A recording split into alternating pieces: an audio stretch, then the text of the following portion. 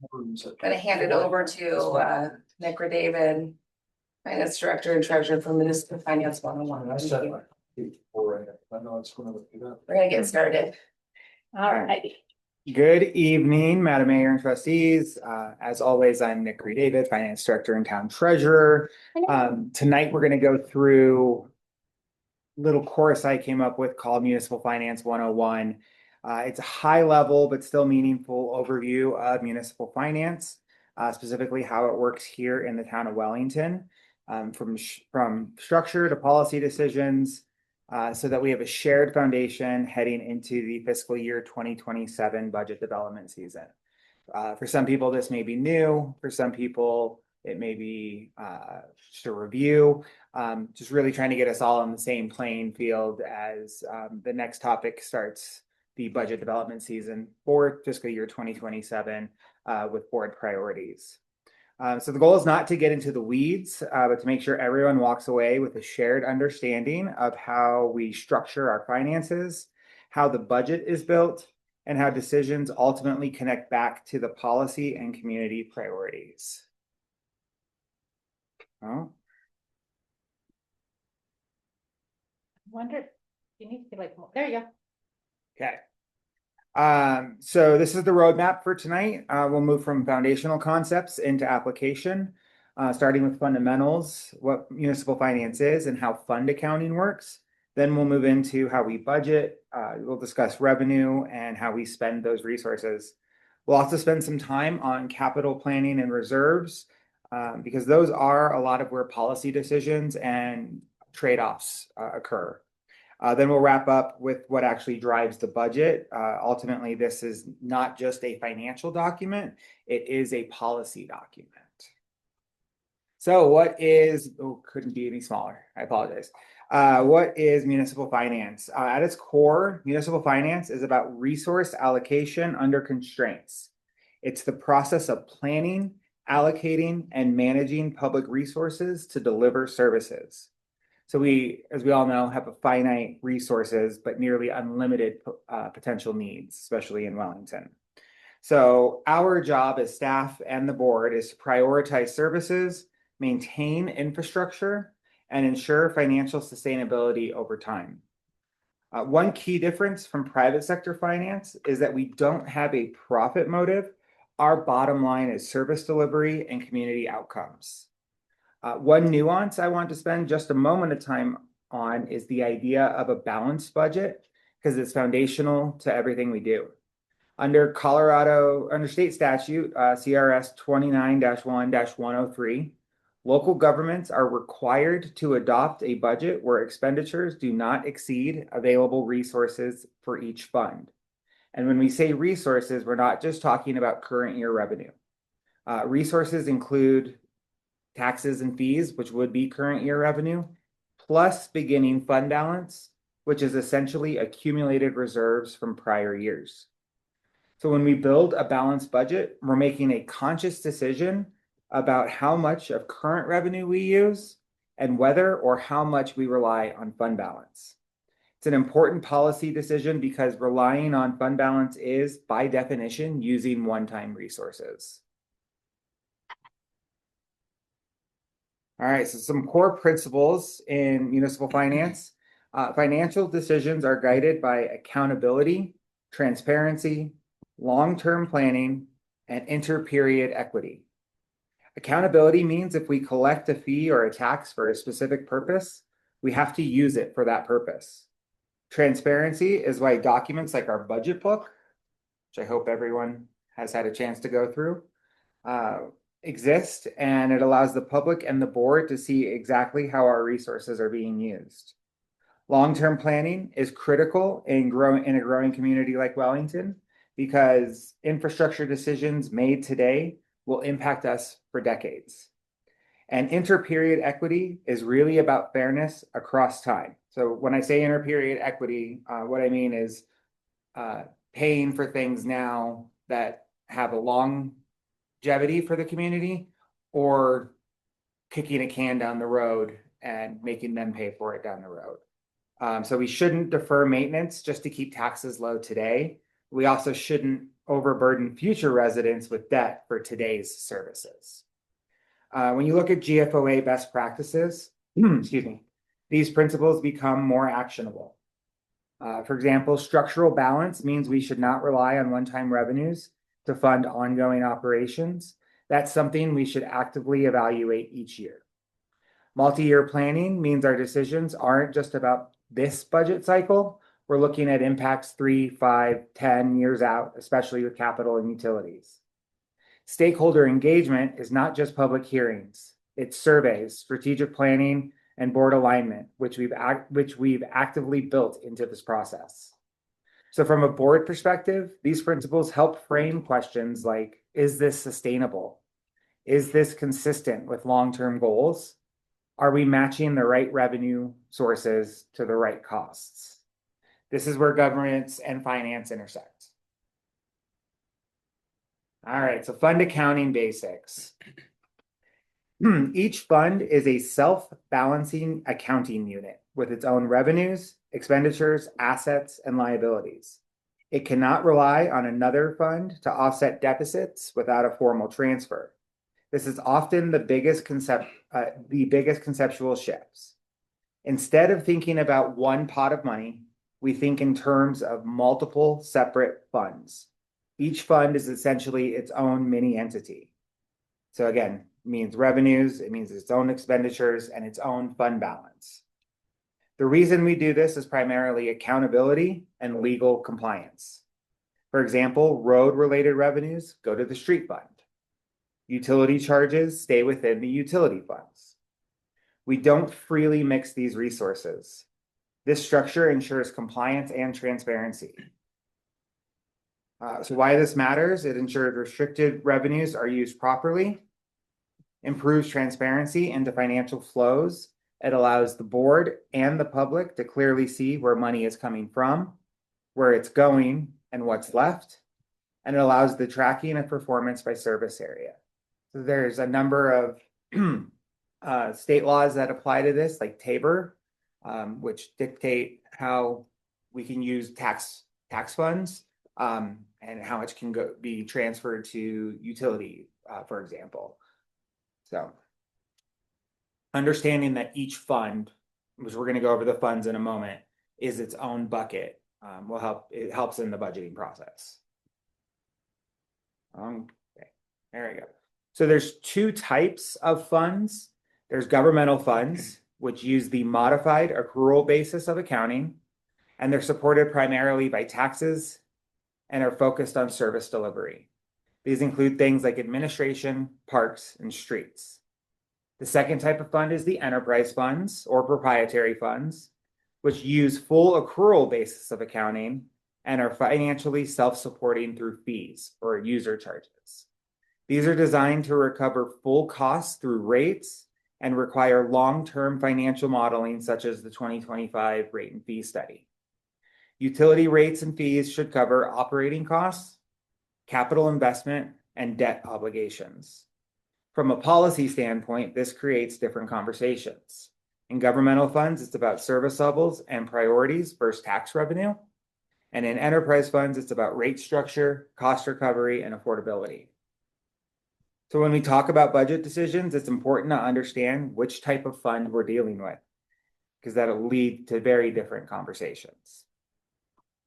Any questions on the different types of funds? And I'll go into the accounting part where I said modified accrual and full accrual in a moment. Perfect. So fund structure in Wellington, we have 8 funds in total established in town code. Each fund has dedicated revenues and independent accountability. The general fund is the most flexible and supports most general operations. Special revenue funds are more restricted, and those include the streets fund, which is tied heavily to specific tax sources, parks fund, which gets some sales tax and has a lot of user fees, and library trust and conservation trust funds, which get restricted revenue. From a governance perspective, this means that not all dollars are interchangeable, and decisions do not automatically transfer to another. I've lost a page, or I lost a bullet point, I apologize. Decisions in one fund do not automatically transfer to another. So the other two funds, or other type of funds, are enterprise funds, which is the water, sewer, and drainage, which are supported by user fees established by the board. This is an important contextual piece during budget discussion. Decisions about reallocating resources are not always straightforward because they may not legally or logically transfer between funds. Does everyone understand our fund breakdown? Okay. So now when we get into municipal accounting, this talks about those accrual bases I was mentioning on the previous slide. Excuse me. So we use different accounting methods in government and local government accounting. Modified accrual basis answers the question, do we have resources available to spend this year? It focuses on near-term financial resources, essentially what's available to spend. It does not track long-term responsive liabilities or reflect asset depreciation. So again, this is going to be our general fund, our street fund, and our park fund. Full accrual basis, on the other hand, answers the question, what is the total cost of providing this service over time? It looks at the long-term picture, or the full cost, including depreciation, long-term liabilities, and full life cycle costs. The reason we use both is because we're trying to answer two different questions. Can we fund services this year, and are we financially sustainable over time? So how this shows up for you as a board is the monthly treasurer's report are primarily a budgetary or modified accrual basis, and the annual audit is presented on a full accrual basis. And so the documents don't look the same, but they're answering different financial questions. So when we're doing the budget, we're doing that in a, as you'll see here next, in a cash basis, which is mostly similar to the modified accrual basis. Cash basis is intuitive. We look at actual cash coming in and going out. Budgeting is focused on the cash flow and annual compliance. Accounting may recognize things in reporting earlier or later, depending on rules. Accounting is focused on financial accuracy and long-term reporting. So if you see a variance between the budget and the financial report, it's not always a problem. It's often just timing. For example, a large payment might occur in December, but the budget assumed it in January. Takeaway is that budget reports tell you how we're performing against the plan, and financial statements tell you the true financial position. Both are important, they just serve different purposes. All right, so at a high level, everything flows through the fund structure. We track revenues coming in, expenditures going out, transfers between funds, if any, and capital and debt activities. When the board adopts a budget, you are appropriating spending authority by fund, not at the detailed line item level. That means there is flexibility within departments and categories, but they cannot exceed the total appropriation at the fund level. Additional fund appropriations require supplemental appropriation hearings, like the AMI appropriation from the last board meeting. Transfers within funds at the line item level do not require board action. You'll also notice terminology difference. Governmental funds use fund balance, and enterprise funds use net position. They both essentially mean the same thing of what are the resources available in addition to current revenues, so your reserves, if you will. Those differences reflect the accounting methods we talked about earlier. So for ease of conversation, more than likely we will just stay fund balance, but if we are talking about the enterprise funds, that is technically a net position. All right, so the budget process is both technical and policy driven. Staff develops the initial framework, but the board ultimately sets direction. This process starts with historical data, financial forecasts, and policy direction. Departments submit requests based on maintaining current service levels, proposed enhancements, and capital needs. Finance and administration leadership evaluate those requests, apply revenue projections, and compile those into a balanced budget. Then the board reviews, evaluates priorities and trade-offs, and makes adjustments as needed before final adoption. This is where policy meets finance and where policy decisions occur. This is not just a technical process, it's fundamentally a policy setting process. The budget development timeline is important because it shows you when decisions happen and when input is most impactful. Early in the process is where we set priorities, as we'll be doing tonight. Board engagement begins now. Mid-process is where we refine and balance. And late process is where we formalize and adopt. So from a board perspective, the earlier the input, the more impact it has on outcomes. Some additional key touch points through the process is in August, property valuation comes from the county and will provide our first revenue signal. The first time we can really quantify a major portion of governmental fund revenue for the upcoming year. In October, the draft budget review required by state statutes and town code is delivered to the board. And in November, adoption, we bring the budget to the board for adoption consideration, which has to be adopted no later than December 15th.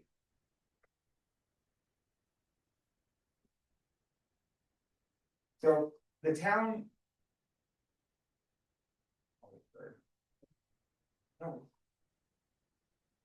So the town has several revenue streams, creating a diversified revenue base, which reduces risk and improves stability. Sales tax is economically sensitive. Property tax provides stability. So having both helps balance totality. The town sales tax is 3%. 2% goes to the general fund, and voters approved an additional 1% that goes to streets and parks. Currently, that split is 55% streets and 45% to parks. We also rely on utility revenues in the enterprise funds, impact fees for growth-related costs, and grants for one-time opportunities, and any other revenue opportunities that are available to us. Importantly, we take a conservative approach to forecasting, which helps avoid mid-year shortfalls. So we'll look at revenue potential, and conservative means we will, within reason, try to make sure we don't overestimate how much revenue or project. And with expenses, we try to err on the high side to make sure that we're able to cover all of our costs.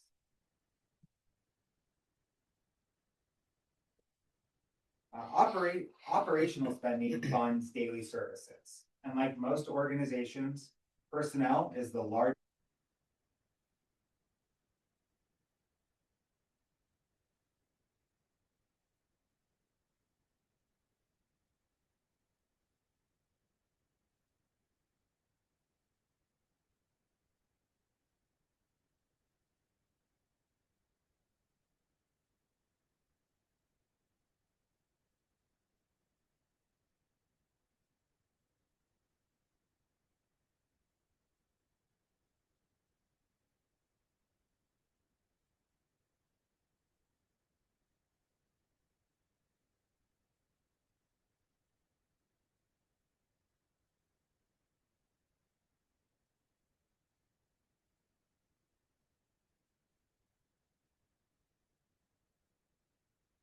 Are dedicated to supporting those enterprise funds, and the cost is recovered by overhead transfers from the enterprise fund to the general fund. So you'll see that through the budgeting process.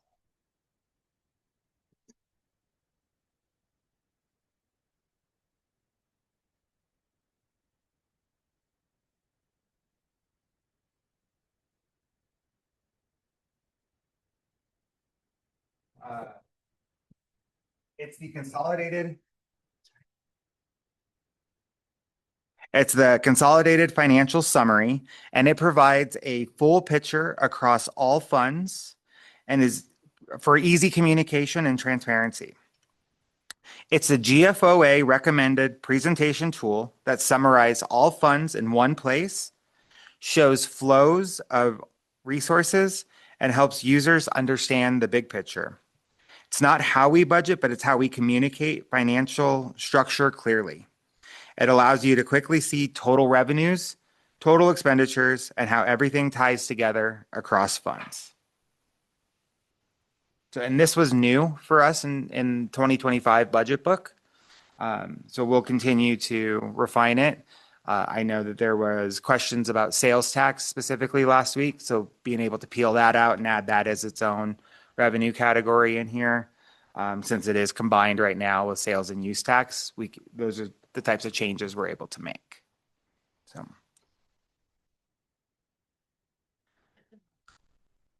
Thank you. All right. So capital planning is where we take a longer term view. These are major investments in infrastructure, such as roads, utilities, and facilities. These are projects or asset purchases of $25,000 or more and 3-year life, 3 years life. And we plan these over a 5-year horizon per the financial management policies. They're prioritized based on need and strategy, which helps smooth financial impacts, prioritize projects, and align with growth. It's also important is that every capital project has operational outcomes, something we always consider during planning. So capital planning is not just about projects, it's about timing, funding, and sustainability. And when we look at capital project funding, they're often funded differently than operations. We try to match funding sources appropriately, so grants and impact fees for growth-related projects, utility rates and fees for utility infrastructure, and potential fund balance or reserve spending for one-time investments. A key principle here is avoiding the use of one-time revenue to support ongoing costs, as that's a major risk in long-term financial sustainability, but it is a policy decision available to the board if needed.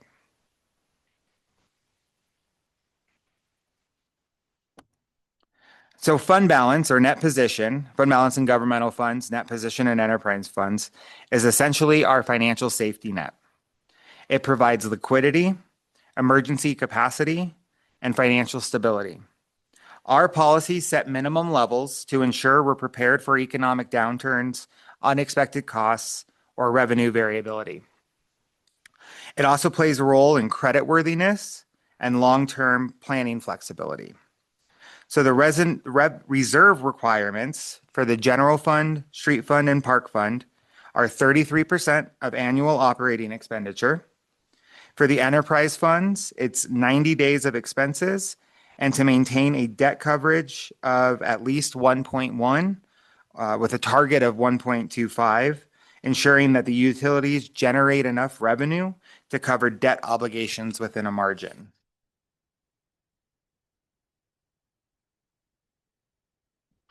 So this visual comes from page 34 of your budget book.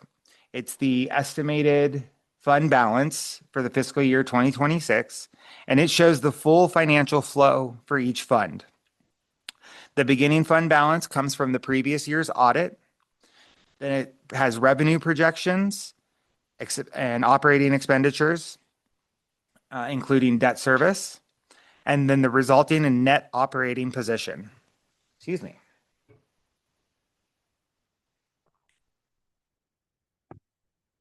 For simplicity, the trust funds does include both the library and the conservation trust fund to make this graphic in one page.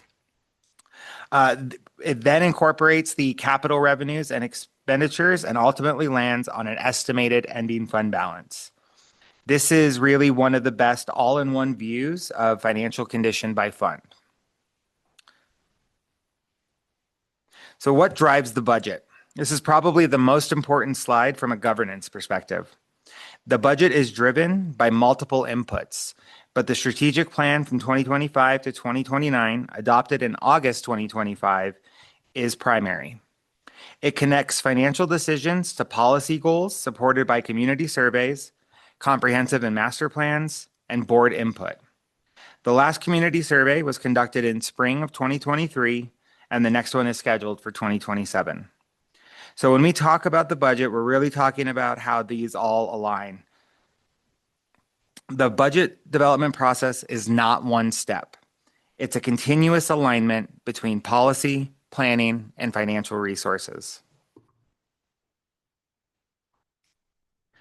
We put strong emphasis on engagement and transparency with the community. This includes the budget bonanza and other outreach and educational events, multiple public hearings to provide formal input and feedback, and community surveys. Ultimately, the budget should reflect community values, not just internal decisions, which builds transparency and trust and ensures alignment with community priorities. So key takeaways from tonight is I would emphasize that municipal finance is about balancing competing priorities, maintaining financial stability, and aligning resources with community goals. All of the structures we've talked about, funds, budgeting, policies, exist to support decision-making. This is ultimately a policy and resource allocation process. And with that, I'll open it up for discussion and questions. Thank you.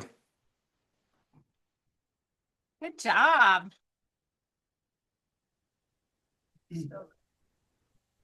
Thank you. We're quick discussion. About the if you know like you know you learn this. The assessment would be, for example, for me, it would be fund balance versus base fund balance for everything. So I've done that today. Among many other great. Does anybody else have any questions, comments? I have a comment. Yes. I think it's important to realize, like you stated it very clearly here, but I think it's important for everyone in our community to realize that not only are we conservative when it comes to what funds we are anticipating coming in, we are very fiscally conservative with how we project what we might be spending, in that we over project so that we can make sure that no matter what worst case scenario, we are covered. And so I really appreciate that about what you guys are doing and what you've brought to this, Mr. Redavid. And I think it's important for everyone to hear that message, that we over project our expenditures and under project our income so that we remain healthy always. And that also drives, now there's an echo.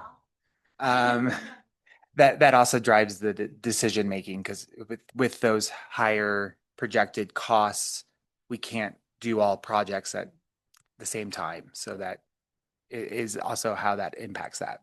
Right.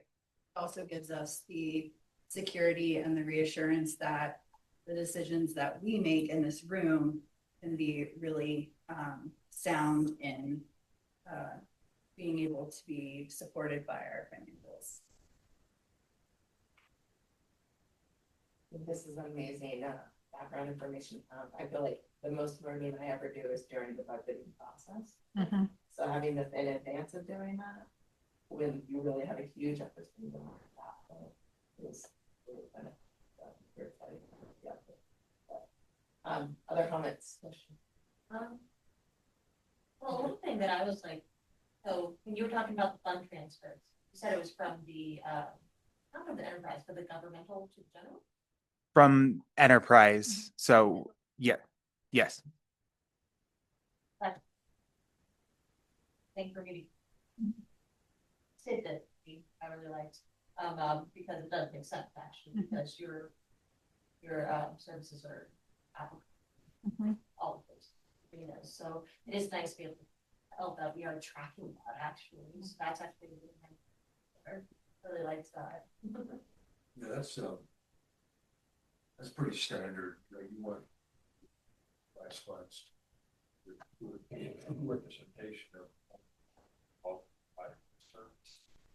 You know, the Vegas time. Redavid, Patti, and the clerk, and everybody else is involved for that portion of the time. The hard part is really figured out what's that portion. Mhm. So once you get it dialed in, that way you're not giving away water capture cost of a certain time. And I'll give a lot of credit to our human resources director, Stephanie Anderson, who has tracked that for several years now to know what percentage of the finance director down to the controller to each position, what percentage of that role is dedicated to supporting those enterprise funds.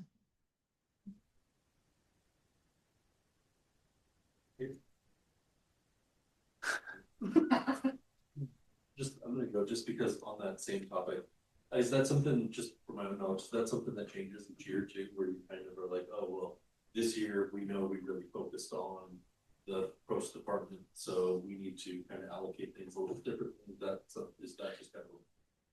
It is a discussion every year that staff will have, and we'll take a look. There are some roles like public works engineers, if they have we've got a big Cleveland Avenue project going on, the engineer may spend more time supporting the drainage fund this year because that project is partially funded out of the drainage enterprise. So there are tweaks every year. And that is something that we typically share during the budget development season. You'll see the percentage breakdown for each position. The one of them, and this is kind of specific, but it just made me think of it just now, and I think it's kind of important.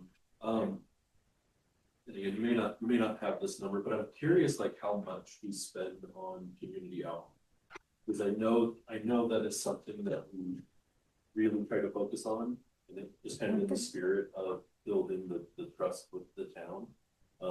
It's just something that like I think would be an interesting point to have when residents are wondering kind of what are we doing to let them know what's going on, and could we be doing more? I feel like even just a rough number on here's how much we spend. Like that's a solid. Yeah. I would say it's probably spread between several departments. We do have a communications individual and administration.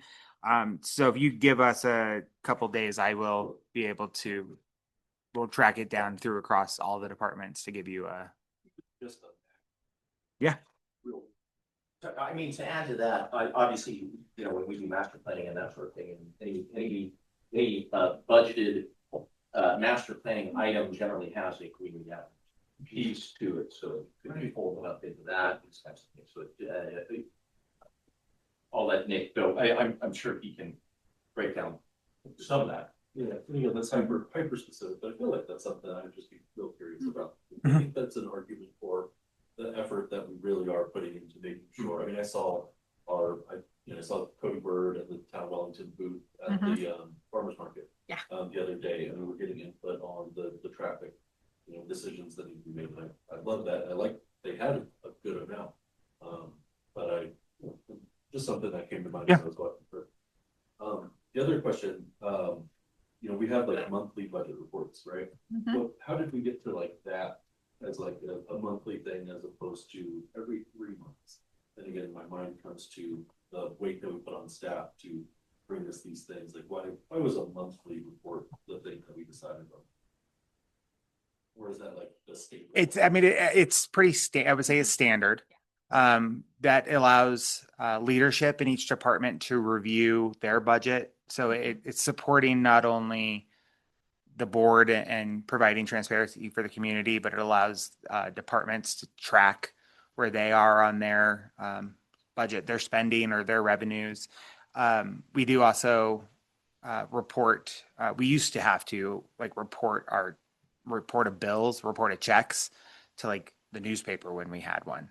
So this is just, it's kind of a long-standing tradition and a way for the town to be transparent and where those funds are going. I can tell you that it's not a burden on the finance department to generate those reports monthly. In fact, our controller, Patti, has a whole process. She knocks it out of the park as always. We give staff ample time, department leadership ample time to review, to ask questions.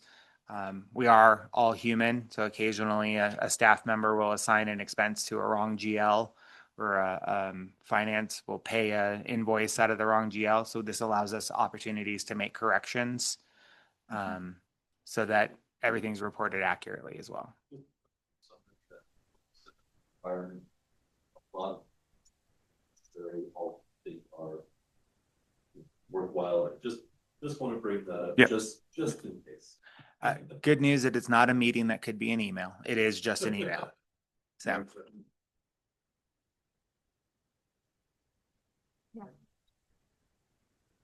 Never format anything, or anything goes off rails too. Yeah. Right. Something that you said earlier. Engagement, the community survey, mentioned that they did last 23 and then ideally in 27. Obviously we surveyed all, that's part of all. So this would be the official benchmarking point that is comparable to other community surveys. And then again, benchmarking against previous. That's that community survey. I can see if somebody would see that and be like, oh wow, we survey every 4 years. That doesn't help. But no, we survey for every single thing all the time. But for this specific version of So you don't want to change the wording. Well, you need time to make a plan. You do a survey, if you did a survey every year, it's correct. So understanding the needs or asking for. That's a great example of, okay, how do we plan to make these things happen? And you can't for this year, budgeted, might not be able to do it next year because that's the capital. Then you start making plans. How could we incrementally get to the point where we launch? Better for like long-term planning, to do it every 4 years instead of more frequently. That would be more like a short-term, isolated concept. But when you're trying to take on projects that take years and years, you know, and you're every year just constantly changing your direction, I think that would be hindering. There's also survey exhaustion, right? Like if you were to do the same survey year after year, people would stop paying attention and stop participating, and participation is already an issue for us, obviously. And so while we do try to engage the community as much as possible by asking for their input on all of these larger things that we're doing, that one in particular is just important because it allows us to evaluate ourselves against other municipalities across the nation. So Be a burden.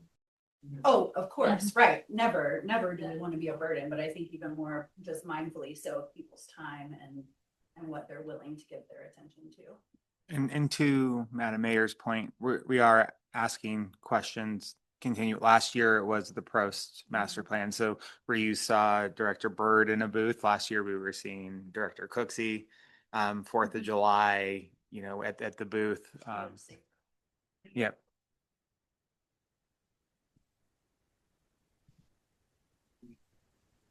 I just really appreciate the conversation. It brought me back in time to local government 101, but so much more relatable and so much more impactful of an overview, especially for us this first time, like however much we know or don't know. It's really all encompassing and really important to have, I think, these lessons and it's very, very well covered. So I appreciate that. I appreciate the review. And, we're back.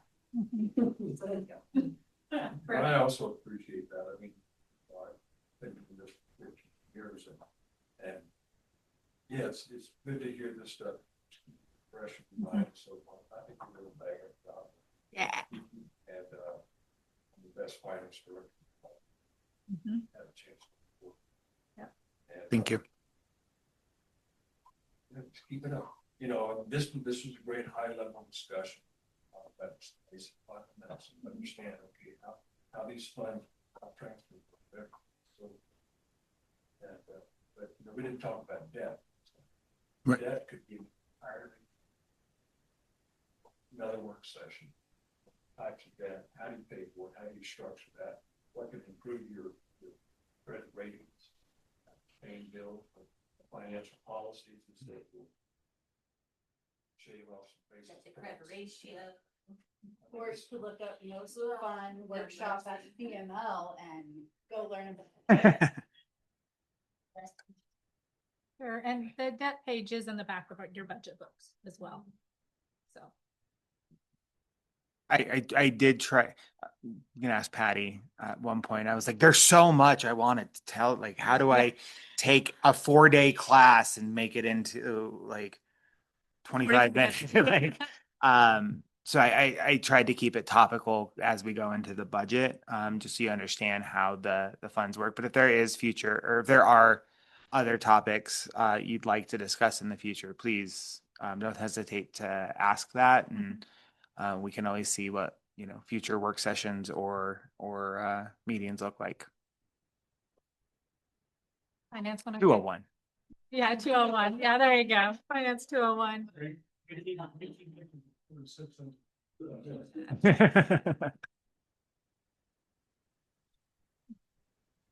Yep. So you'll see these concepts like in action, circle them. Yeah. You can really start to stick, yeah.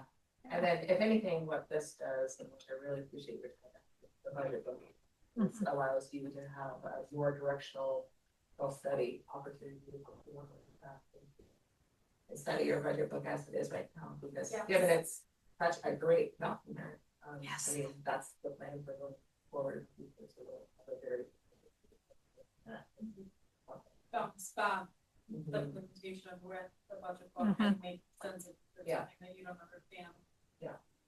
And that's super helpful. Dive deeper, ask specific questions, send those by email to Patti, if you have anything else that pops up later that you're thinking about or that you want to know more about. This is a great. I appreciate the fact too, I'm sorry, that like you are acknowledging the fact that this is a working document and improvements are always possible. Yep. Because I feel like that's a lot of what we've been doing in the last couple of years, like planning and adapting policies and just like we're implementing them, period. And so for you to like just be really open to the fact that like, hey, there's stuff that can improve here and I'm open to that and I'm listening and I give you what you want, like for any board that comes like after us, like that's a really great gift to them, I think. Well, one more thing I'll just point out, with your pressure report come out monthly and so forth. You know, when I was a manager, I would get those and I would basically look how far we look in the season, halfway through, the end of June. At the end of that report, for every line item, there's a little number that says how much percentage of that fund has been spent. You know, and if you're at the 50% mark for the year, and you're at 95%, you know, as a manager, I'm sure Patti would say, hey, Rod Gallen, what's this going on? Yeah. So instead of looking at individual line items and trying to question, what do you use? You don't need to do all that kind of stuff. Just understand that we've got strong, capable, professional staff that are monitoring this. We've got a finance section, control, we've got administrator and so forth. It's just an easier way to read that. Think of it as a fund instead of every individual 600 line. And just take a quick scan down the right-hand column. So, okay, where are we? Maybe that's a question.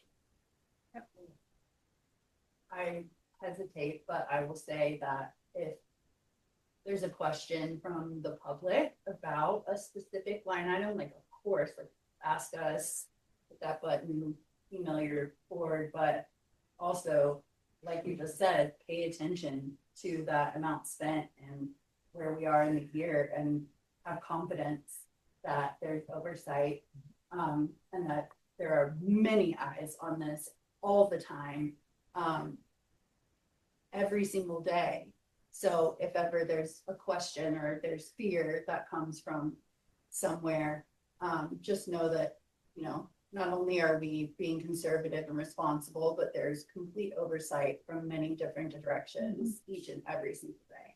If you think of Some like, spending is made like in the Yes. beginning of the year. like Yeah. like subscriptions. Yeah. That, I mean, subscriptions and dues, you'll see like 90%, you know, February, March. But personnel, you see personnel really high, then yeah, that's something that we're looking at on the regular basis. But, you know, some of those others are just, And like Nick said, keep in mind that when we approve the budget, we're approving the fund, mhm. not the line item.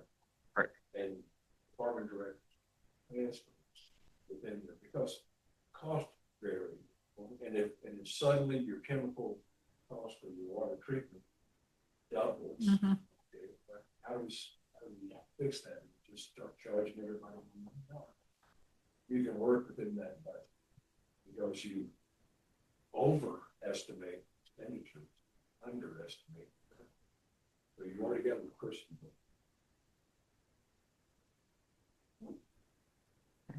Cool. Our goal is to set you all up for success. Yeah, I think you did. Thank you. You've done a great job, Nick. Thank you. Next up, we have. Go ahead. Hi there, Patti Garcia, Town Administrator. So as I alluded to in your memo, we are looking to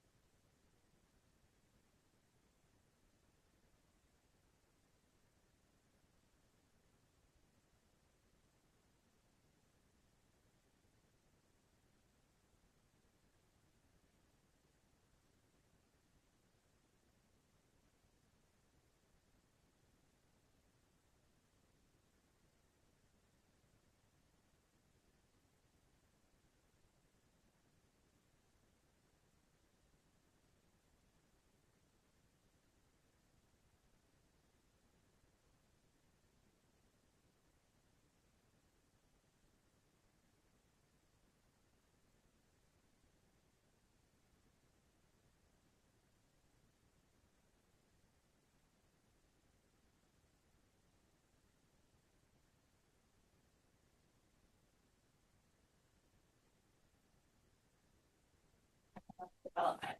Emergency preparedness, you'll have the draft emergency.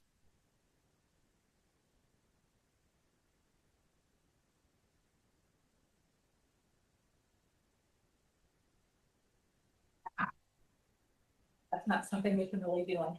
We really need to outsource that. It's too intense. And then August, what? August 18th, work session. Affordable housing, we're killing it there right now, with all of the Prop 123 funds and efforts, the networking, working with the Wellington Housing Authority. Some of you that I've met with recently, I let you know that we've had to do our first report for the Prop 123 funding.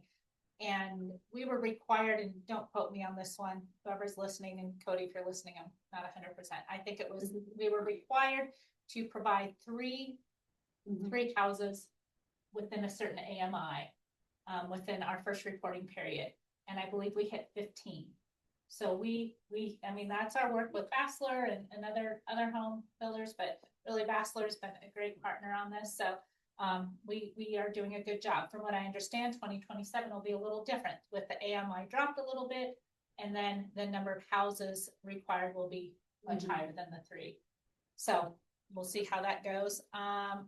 Then the alternative water sources. So there'll be a beta presentation at your July 21 work session. So we'll start learning more about that project moving forward. So those are the topics that you all talked about, the board, they talked about 2026. They are very similar to what you had talked about during the strategic planning session, with the exception of the community center. So I know the Postmaster plan will be provided to you with the July, I believe it's the July 14 or 28 meeting. I'm not quite sure. But that master plan will be presented to you, which will include, I believe, the feasibility study.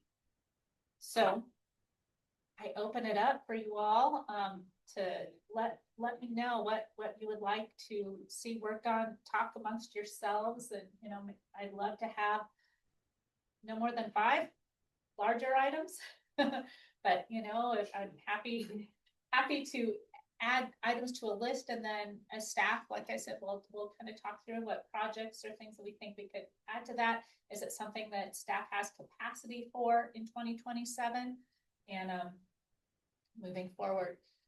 One of the things I do want to note is I did include in your packet the 2026-2030 CIP, which included projects for 2027. And some of those are ongoing projects that we really can't take out.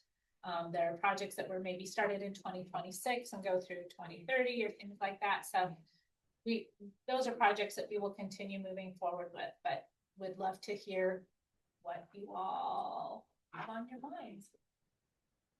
I have a lot on my mind. Go for it. Okay. So as I was looking through the CIP projects over the next several years, I'm thinking about affordable housing because, like, just baseline, in case you were missing the last 2.5 years, my lens is affordable housing and quality of life for our residents. And so while I'm looking at those projects, and then I'm looking at, you know, the descriptions that come after them, I'm trying to pull up the document, but I probably won't be able to be successful at that. My thoughts were also my grant writing lens, right? My development lens. So, like, we don't necessarily need to spend more dollars, but we could maximize what we're already doing. We have the potential, and I looked up some examples of, like, the retention ponds being used for parks and other projects. And then if we include that kind of, you know, what infrastructure projects are we already doing that are already on the map for the next several years that will contribute to being able to serve our affordable housing developments or lots. You know, where can we incorporate trails into these green areas that surround what, you know, so basically maximizing what we're already doing to tie into basically systems where we tie everything together. And I mean, the point is, like, threefold, I guess. Like, not only do we get more bang for our buck, essentially, we are able to create spaces that improve quality of life through things that you wouldn't normally attribute to that, right? Like infrastructure, nobody gets super excited about that. But if you could say, we're going to use this as a community park, this is now going to become, you know, something magnificent that everyone can enjoy during the summer or whatever. Like, now all of a sudden, yeah, we're doing this one big project, it's going to cost a lot of money, but it's going to benefit the community that much more. And there are a lot of towns that have done this and actually put it into their planning, which brings me to my last point, I guess, maybe, Steve, never know with me, that for grant funding, being able to apply for infrastructure dollars that also tie to health, housing, quality of life, parks, open spaces, trails, all the things, because parks and rec were basically like the least funded CIPs in that whole packet. So there's huge potential to take the other areas and really lift up the importance of parks and trails for our connectivity, for the safety of our community, all the things. So as I'm reading through all of that information and thinking about what my priorities are, I would love to see us figure out how to maximize the impact of each and every single project, and then also use that, I want to say rubric, but it's not really a rubric. Just the informational section of that CIP information to be able to put down on paper, this is checking affordable housing, this is checking connectivity, this is checking safety, this is checking all these things. So that in these public documents, it's clear to anyone who is evaluating an application that this is forethought, it's not afterthought. And it's not just to check the boxes on an application. Thank you. Yep. Good thoughts. If you are wanting more direction in this conversation, or if you're kind of lost as to what you can suggest, anything, any contact, anything like that, but I really look towards in 2026, the town Wellington strategic plan document in here, showing the goals, specific goals that were, as part of our strategic plan, and how the projects listed there are tied in directly to each one. And how those were identified. We're not saying exactly we're gonna pick every single project necessarily, but really look for what the major goals that we're focusing on. We just went through this process, right, looking at our strategic plan. But if you have any additional direction or follow up on those items. I'm so sorry, I forgot, and you just reminded me, the rec center is a huge piece of Don't that worry. systems. I wouldn't have let that. No, I know, but it's like in my notes. So I just wanna say, like, the rec center, we talked about funding it, right? It's Yeah. so much easier to fund a system or a giant project that has trails and open space and like all these other things, which. Library. Oh, yeah, absolutely, than just a rec center or just a community center. Yeah. So how can we use these other projects that we have going on now to kind of lead us there? It's like the Right. whole, like, instead of looking a year down the road, or 3 years down the road, or 10 years down the road, the water projects, like like all of it, like how can we create this one big system that all ties together? We can fund it all together. We can actually be very competitive versus just submitting for all of this funding, and the rec center and or community center at the center of the community, surrounded by all these other projects. Sorry, thank you. Yeah, if we've identified connectivity as an important priority for our strategic planning and our future for like the things that are priorities for the town, then how do we leverage one against the other so that they can be symbiotic, like I think that's what you're saying, that's what I'm understanding of like, cool, we have these different projects, but how do we connect them and how do we bring them all together on this like larger, unity?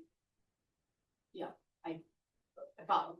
We already have people that are informally using retention ponds as like dog walking, or like they do their trail, like, so let's just make it formal. Let's actually put it into the plan. Let's actually put it down on paper and let's get it funded. Is there a way to, yes, the community center is just greatly desired, but also needed. And it's needed because it is going to help our town improve its revenue. So when we talk about it being central with its location, is there a way to use that to help bump up the east side connection that we desire on Jefferson, the pedestrian? Because that's going to really bring a lot of it together. Well, for example, when you're validating the need for the pedestrian crossing. Yeah. And you say it's because it's the best route to this big empty lot. That's one thing, but if you say it's the route and the demand is required for the Yeah. whole town's community center that provides all these amenities and things. Yeah. Then you have a higher demand and need for the pedestrian crossing. Yeah. So, yeah, so if anything, that's exactly how this all tie together. Yeah. Is you're creating the amenities, you're creating the demand to be that in that area, and then you're creating the routes to get there as well. So absolutely, all tied in together, I would say. That will. I don't wanna forget Having either. that The west side dominoes connection, to the make it pedestrian done. connection from the west side, you know, over the railroad track by Reagan, you know, Mhm. like. There's also our growth management area though, and like looking at where they're projected to expand north and possibly south. You know, maybe a little east and west, like, do we want to consider, and this is long term, right? Like, do we want to consider that connectivity as the center, or is it actually somewhere a little further north, right? In terms of where we're to grow over the next 5 to 10 years. I would say connecting the north to the south is still a little more impeded than the south towards the north, if that makes sense. So, but I would say the area that we struggle most is east and west, actually.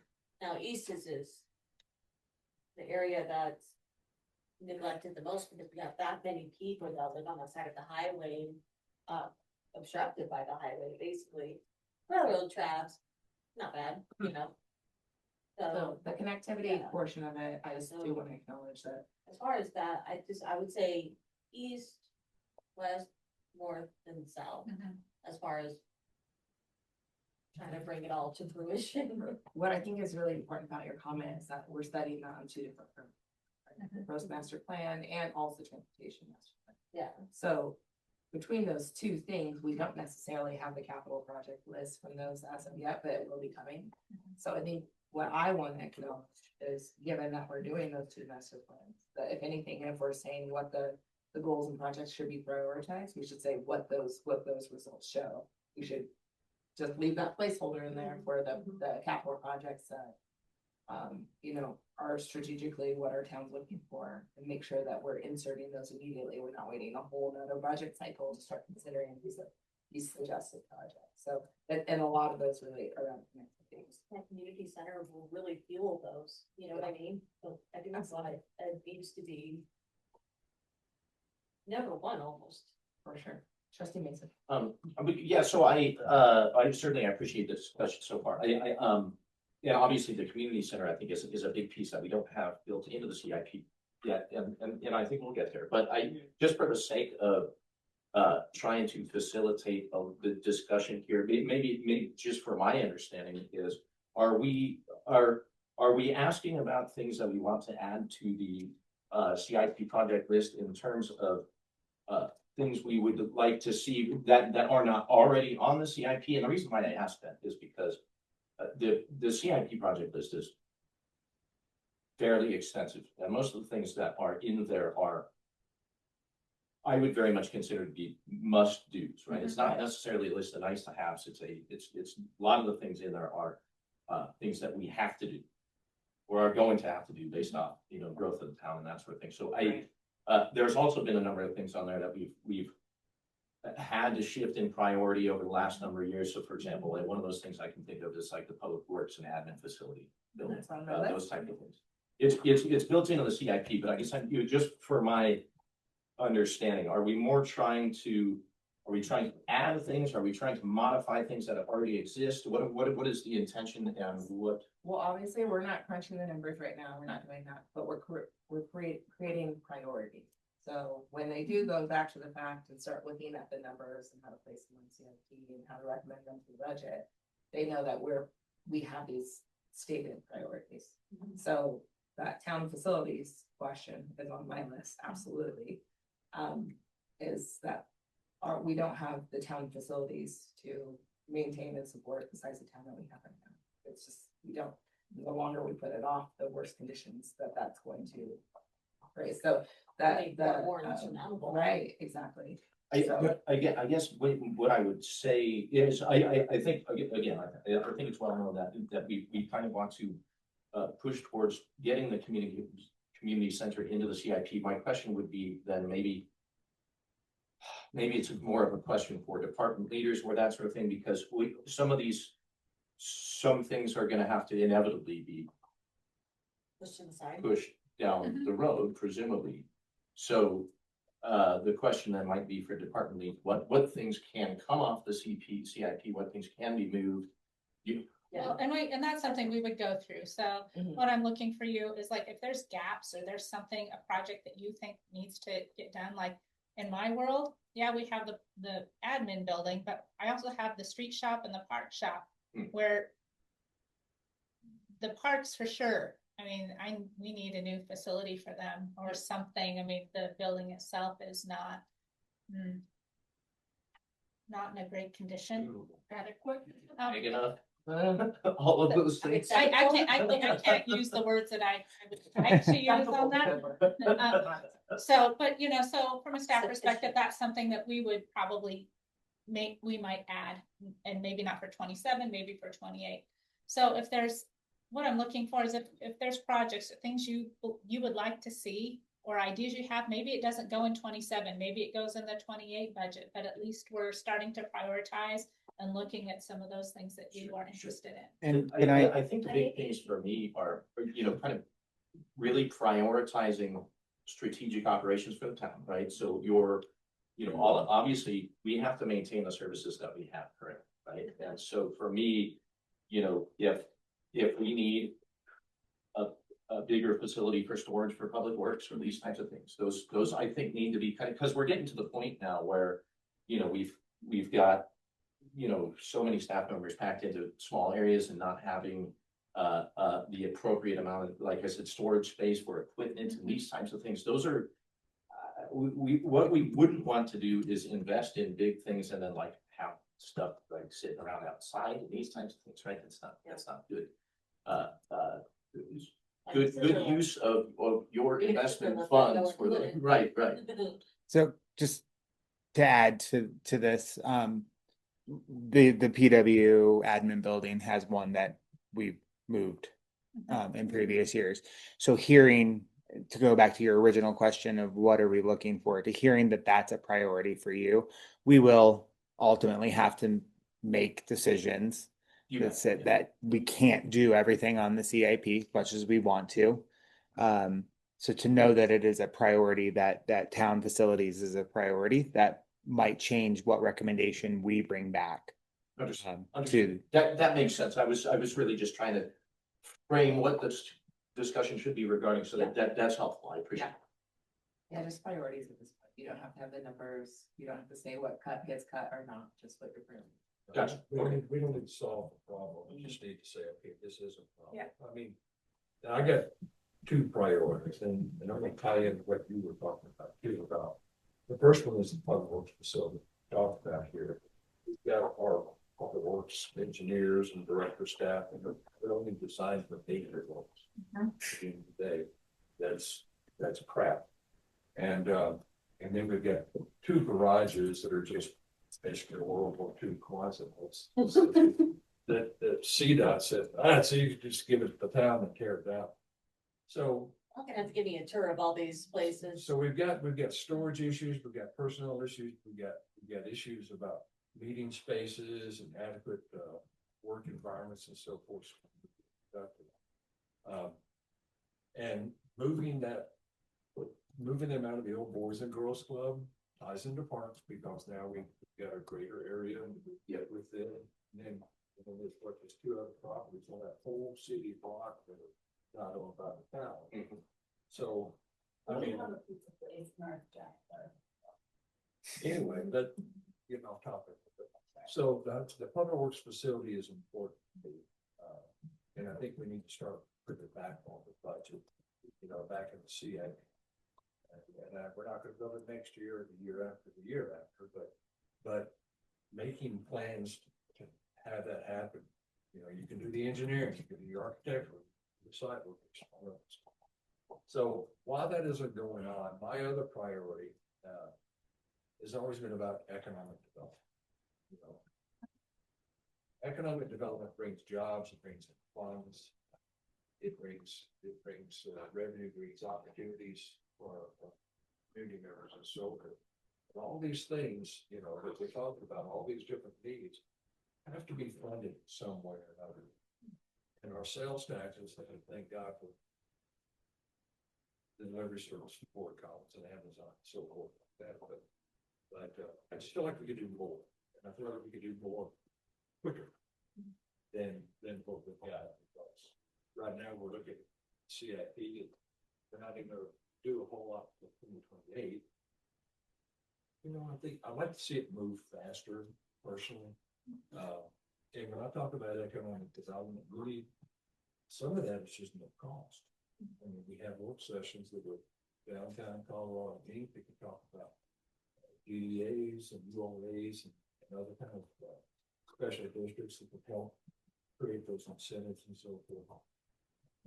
I would just like to see that and get the money rolling in so that we have steady revenue stream. Like a preliminary DDA going, you know, like in Fort Collins, it used to be the DDA, and then it moved up to a DDA. It's something in the works, you know, Yeah. up to advance our downtown district. Yeah. Not just the downtown, I mean, the DDA is for the downtown, or Yeah. URA for other areas. Yeah. Highway one, would be a great commercial thing.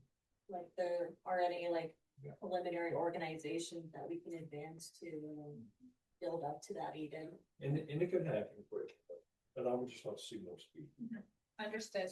Let's hear from trustee Blackstone first. So, I have been trying to take notes and things, and I feel like I have kind of like broken my thoughts up into two, maybe three kind of like larger bubbles. And so, and I hope that this like translates well, but it's more of like the looking to the future stuff. And I think that is that economic development, that affordable housing. Like, I think that is one area. The other area is kind of taking care of what we currently have. And so I have, town facilities, the emergency preparedness, stuff. I think that that is super, super important, that we follow through with what we've been working on. And then the other one, which has been something I'm thinking about a bunch more lately, is, more like modernizing our, like our town a little bit when it comes to like data and technology. I think there's a lot that we could do to just like, you know, more streamline the things we're already doing and also protect us from kind of outside, you know, kind of threats and things like that. And I know that there's already work being done on that. But I feel like that is something that is more than just a like, staff priority. I do think it's something that should be elevated to a board priority. And then the third bubble of mine was things like the transportation and the post plans, like making sure that the studies that we're doing right now are being there. So I don't know if three bubbles is too big of that vision statement, but it's kind of just like making sure we're, you know, taking care of the stuff that we already have and not, you know, leaving that open, but then, you know, working towards that future stuff as well. I think that's kind of how I broke up my thoughts on this, if that makes sense. I like on the IT level, you know, that's an opportunity to, you know, really put in work to create better communication with residents and businesses so that they can utilize these tools to actually grow, you know? So putting an emphasis on our IT might actually help be a strong catalyst for our economic development. If you were to take that approach where you just create tools and resources for our businesses, for them to, you know, hire, better hiring process, better, better, more fluid ways of reporting, you know, you know, just letting them know what our town has at their fingertips that they can use, events, you know, just streamlining that to help improve their sales and then in turn improve our sales tax revenue. So if there is a way that we can,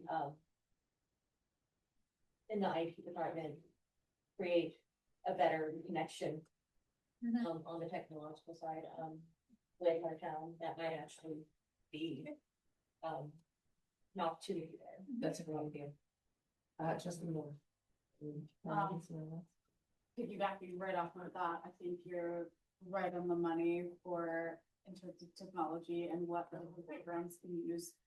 Maybe just a single platform that can cohesively bring together our different committees.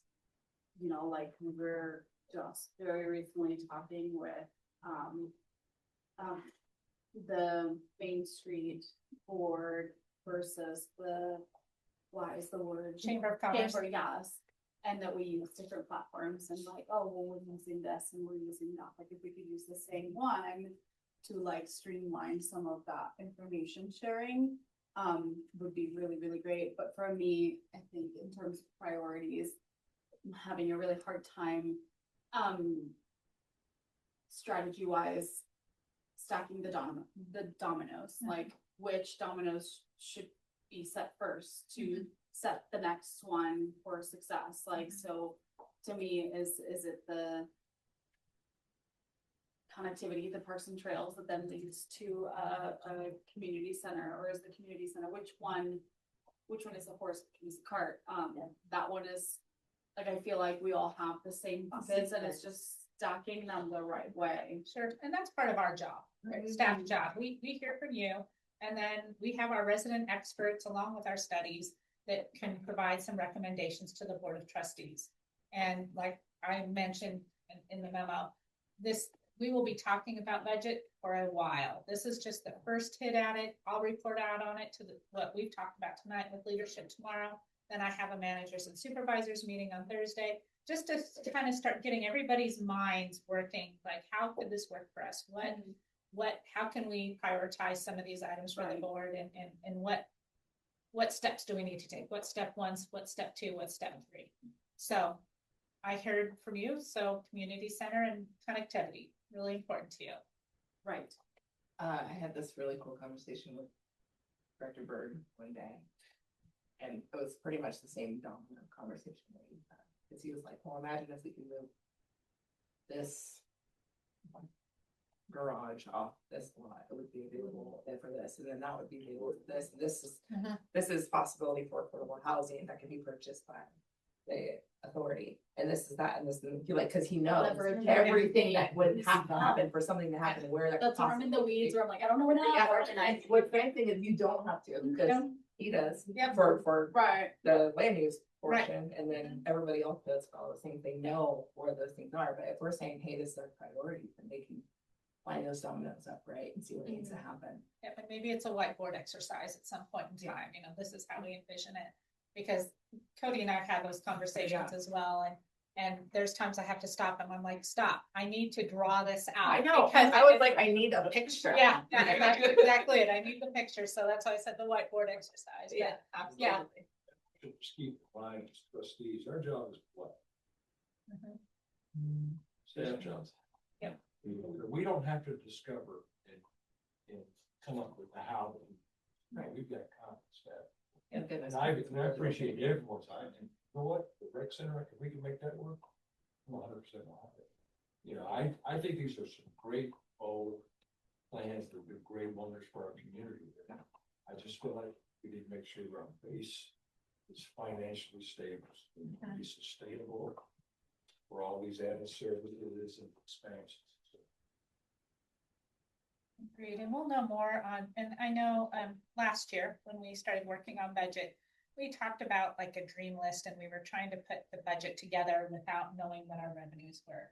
So we will have a better idea, particularly after we get the property tax information in. We've had what was his name?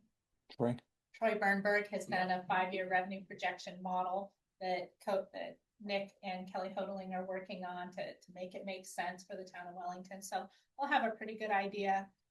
Hopefully, you know, end of August, first part of September, and then we'll have also the 5-year revenue projections, which will be new for Wellington. We're growing up. I'm super excited to be looking forward and not having to be so reactive every single year. We still will be doing 2-year budgets. So. Yeah. Calm down, sir. Crazy talk. It's just crazy talk. I'm gonna read my list, and then we can circle around again. Okay. So speaking of revenue, I did mention that too. We always talk about sales and property tax. There's many other opportunities for revenue. I think we need to prioritize finding revenue specific to the user. That would be a major priority for me. However, that might be, and I think we do need to make sure that we list it as a priority to either dedicate staff time for grant seeking, ballot measures, any of those kind of things. Surveys associated with that need to occur. Those are significant expenses, but those are related to finding more revenue for a specific project. We always think of the cost of the project. We don't think of the opportunities for revenue for a project. And I think we need to maybe reframe that. Regarding some of our, I've heard this throughout some of the people's comments of, do more of what we have and those kind of things. I do think that we are in need of some development plan or land use code updates, able to acknowledge some of the affordable housing priorities that we have right now, rather than looking for other areas like it's been brought up for metro districts and things. I think it really is the development planning and land use concern more so than those things. I think that might be something that we would want to look at. And then there's a million other affordable housing related or diversity housing already on our project list. And those are all spot on. None of them, well, most of them are required for Prop 123, but outside of those, I think that those are spot on and those maintain to be my priorities as well. Any opportunities for more attainable ADUs too, I might add to that list. I know that we've already done some code, but how to make it actually happening. Town facilities was on my list, specifically the you were just talking about, but Prost transportation master planning capital projects on there. Part of the revenue discussion also is franchise agreements, making sure that we're finishing up that process and getting through all of them, holding them accountable for what they have agreed to, and then making new agreements to make them more accountable in the future. I also would love to, as part of our grow responsibly, and again, this is the priority and the concept. I don't know what actual projects will test, but exploring more about flagpole annexations and opportunities of what we could be doing. We recently met with Severance, and they are a town of flagpole annexations. Apparently, is what they said, because I thought it was weird. There's like full farms in between subdivisions. And they have agreements where they use like septic in some area instead of providing sewer. So what is that opportunity? Yeah. Because if that's a major reason why we can't do flagpole annexations, maybe we should know and we should have that ready. So if the opportunity were to arise, we could jump on that as quickly as possible. That's just one component of it, to otherwise be ready for and encourage any kind of flagpole annexation specifically related to commercial. I think we need to prioritize and maximize anything regarding Cleveland Avenue. I mean, the project will be done, but then what? Is there programming necessary? Is there a big party? Like anything to celebrate or to maximize the impact of Cleveland Avenue. Accessorize it, flowers, flags. Yeah, all those things. All the before. And then, of course, everything related to water, alternative sources is maintained top priorities, no question about that. That was my list right now. Does that bring up any other conversation or after listening? I know Christina, lawyer has been waiting to talk, so go for it. And then we'll circle around one more time and wrap it up. I hesitate to go. I feel like I listen to you guys speak and I just get like, more like inspired. But I wanted to say up here in my notes is economic development as one of those things that we can tie together with all the other projects. So don't want you to think I forgot because it was up there in my priority. The affordable housing, the connectivity, the trails, all of that like serves as infrastructure for the economic development, which is why I think it's so important to tie all these things together and to actually like state it on paper. We know this in theory, but like put it down for those funding opportunities. And then, I don't know that I stated my specific priorities other than other than affordable housing and quality of life, but like the emergency preparedness. Absolutely, like as soon as possible. And then, Real quick, when I was talking with the town of Windsor, they were going through what their emergency preparedness looked like. It's a lot. Like they were meeting. Yeah, with- we're talking to them. They've sent us all their documents. It's it's a lot. It's a lot. like, it's not, yeah, I just want, Yeah. like, I didn't realize like what that scope was. And I just want to like highlight, that's why that became something on mine too. I was Yeah. like, oh, this is major, when you're talking about like going into like the high school, preparing for things that could happen there. Like, there's a lot of moving parts in, like when you take in schools or like the downtown district, or like where's our closest hospital? How do we like work with them to like, if they need to have a handful of people, or multiple handfuls of people all of a sudden, like, so I just wanted to put a. Are we gonna do drills? No, Yes. that's, Like, are we gonna do whole town Absolutely. drills where we go through an emergency and we kind of There, access? We like did, in we'll Parks do and Rec? probably tabletop exercise with Lebanon Yeah. County Office of Emergency Management, and they are willing and ready to help us. And the emergency management plan will be a much more succinct document, and what that is, what you're talking about is more the continuity of operations plan, Mhm. which is who we will hire someone to help us and walk through that and help us connect all the dots. We don't have anybody on staff who is, that's their area of expertise, you know, and we don't have our own police department. So those municipalities that have their own police department, a lot of time that they work directly like with Public Works to create a lot of those plans, and LCSO is great and stuff, but that's not their role with us. I mean, they're part of the activity and part of the operations, but they would create the continuity of operations plan for us. But they would be part of the process. Yeah, they're having like the mayor do like mock, like. Yeah, that's a tabletop ones, those are fun. Yeah, they are. Yeah. Like I said, just such a huge scope. So sorry to interject, but I just like didn't want to put a little extra. a little extra. Just, yeah. Sprinkle. No, you're absolutely right. I mean, I think from the tabletop exercise that we participated in last time is where we realized that we had this gap. We were like, oh my God, we're not. And I wasn't there, and I'm like, oh my God. The domestic disaster recovery program, and so I've seen what happens in communities when you don't have that kind of. And even when you do, but maybe you're in a pandemic. So, Sure. you have to be prepared for everything, so that absolutely, of course, is a priority. And then the town buildings, I just wanted to say that out loud and get that out there. It will affect every single other priority that we have over the next several years, and I don't want anyone working in unsafe or whatever conditions. We need to set ourselves up for success, and that's part of retaining and attracting skilled. Yeah. And then I just want to put this out there, and I like on the long-term plan, but like out there as a priority.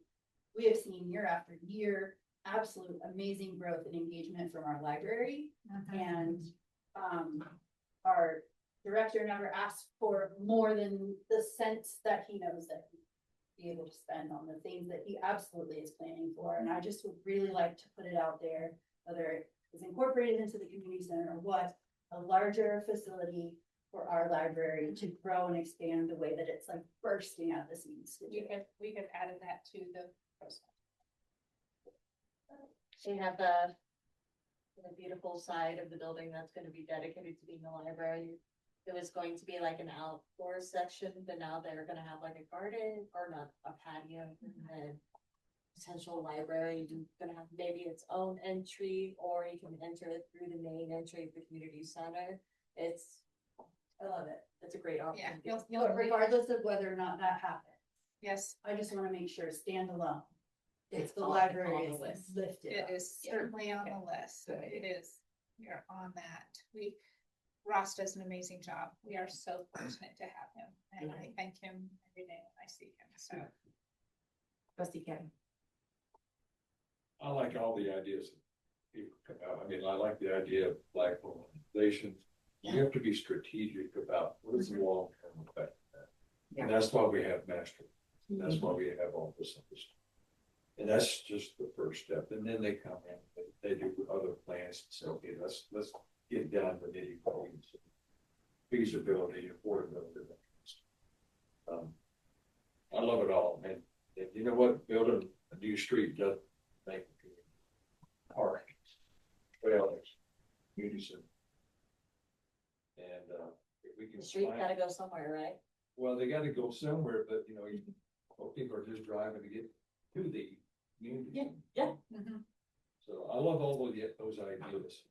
And again, maybe I have 15 years of the how, not necessarily the what, you know. I know what can work. What has worked. So yeah, building a good foundation. That's why I was so strong on the move 2 years over that sets the stage for future success. Economic development sets the stage. You know, all these master plans, that sets the stage for future success. Future growth. Keep it up. I think you guys do a great job. Why are you talking like you're leaving? And I'm not leaving. I'm just saying, I don't have any new ideas. You know what my priority? I don't want the metro district actually to lose any traction or template. Because it is still great to have that as a an opportunity for developers to streamline and you know, part of our economic growth. So I don't want that template to go to the wayside. Now, I know we're not actually like pursuing any metro districts at the moment, but I still think it's a really important thing to have ready at hand. Having the back pocket, well, Cody and I talked a little bit about that because several of you brought up affordable housing with the template, and we need to separate that. The affordable housing piece is not necessarily part of the template, but Cody and I are talking about what those affordable housing policies and things like that need to look like, keep that as something separate. And maybe make it as a requirement of the development agreement or something like that when the time comes, not necessarily in the template, but we're working on it, and we'll bring it back July 28th, I think. And That means every development, not just one. Right, yeah, right, and the pros master plan is coming back on July 14th. That's the plan. So. Anything else? You guys, No, I think you guys have all had great ideas, and honestly, the flagpole and annexation piece, I think that's super great idea, We've talked about, you know, something up at I-70 County Road 70 for a while. Yeah, please That was no. the wrong location. No flagpole annexation down there. But I mean, a lot of great ideas, obviously the ones that are huge to me are NPIC and VITA, town operations, infrastructure, economic development, emergency management, tech center feasibility. I think they're all good. Everybody's had great ideas.